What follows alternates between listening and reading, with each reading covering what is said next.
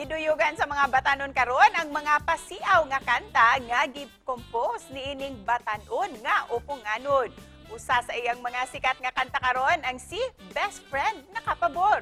Busa ato siyang ilailahon dinhi sa programa si Ivan Yagong aka Ivan. Maayong buntag, Ivan, ug welcome back din sa GMA Regional TV Live. We're so happy to have you here sa programa. Busa, please greet all our kapuso, labi na ang imuhang mga followers. So hello day, may buntag sa tanan, ug labi na nimo Ma'am Cecil. May buntag di ay shoutout ko diha sa mga taga Bohol, akong solid supporters nila Mamo and nila Ate Macy, especially Ma'am Stacy ug ni Sir Janjan Kubarol nga Vice Mayor diha sa Bohol. Hi ninyo, di Michael. Ivan, kumusta na ka karon? Labi na human ka namo na feature usab dinhi sa programa. Dako gyud kay kausaban ma'am. Lipay kay kustanan kay kana bitong na-expose ta at the same time nakapalingaw. Isgutan ta ang imong nag-viral nga kanta. Kining Best Friend, nakapabor o sa may istorya sa pagkamugna nimo niini nga awit. Nakay uyab niya, imong uyab na best friend niya. Yung best friend karon nagkuyog sila, ikaw nara ka sa balay.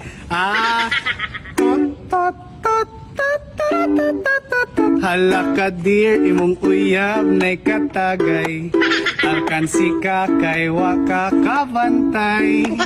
Iyang best friend daw iyang gikuyugan. Basin nunyag, ikaw ang mailisan. 2, 3, 4, si best friend nakapabor.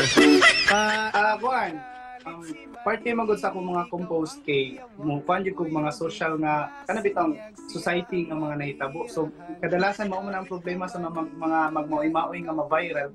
So why not ako kang buhatan para makarelate niya unexpected. Nakarelate pug gid sila nga si best friend nakapabor mo na nakadungog at the same time nasa ko yung mga kainan nga ning ana. Mo nga akong nabuhat. So based on real life events jud ay ang maong awit. Yes, mga real life events good. Unsa pa may lain nga mga kanta nimo Ivan nga daghan gayud ang nakarelate? Ang pinakapatok na nakarelate din sila nako is second na is ang katong libakira. 1, 2, 3, and nagitay silingan nga libakira. Hinawayon kayo murag yung gwapa. No smile sila kung imo ang atubangon. Pumutalikod ka ilakang libakon. Manabi, mangiba, perting saba. Daghan mo gyud kailangan. Mao gyud main issue gyud ngayon tag barangay lang or sityo-sityo. Ano na ba kay kanta Ivan? Alang sa mga ngita pa diha sa ilahang forever, maski a few lines lang. Yes, ma'am. Naadyo ko'y kanta na. Kanang, ang joke pa akong gikuhaan og tono. Para ni sa mga himilian ba, manang wala pa'y forever, nangita pa. Mga na nga, mauna nga wala, yun ka nakauyab, tungo, kay arte, kay ka kung naay mo, diskarte, ni mo manguyab, palihugos ba, ang imong batasan. Happy na Valentine's Day, walagi hapon ka na kauyab kay tungod ka na sa imong kapilian. Mga na siya, ma'am. Ako gikuhaan o ng joke pa tungod sa kapilian, wala na kauyab. La, daghan ni kay makarelate ni Ana ha. Ilabi na katong mga single pa karon. Lagi, tinuod dyan. Busa ay bandi sa namo palabyon ang imuhang kanta nga Best Friend na Kapabor. Pwede ba may mangayog paka-apela din ha? Okay. Di lang na ako tugtugan, ma'am, sa akong ukulele. Pwede po, pwede. Better. Sige, with ukulele. Hala ka dear, imong uyab na'y katagay. Alkansi ka kay wa ka kabantay. Iyang best friend daw iyang gikuyugan. Basin nunyag, ikaw ang mailisan. 2, 3, 4, si best friend nakapabor. Mga na siya, ma'am, ligaw kayo nga linya. Patok na patok.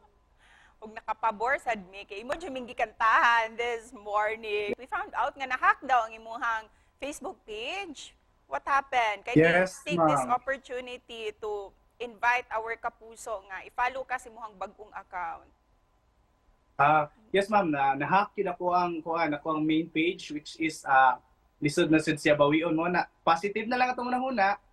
Kato orange man to siya nga ni same sa akong shirt karon nga profile.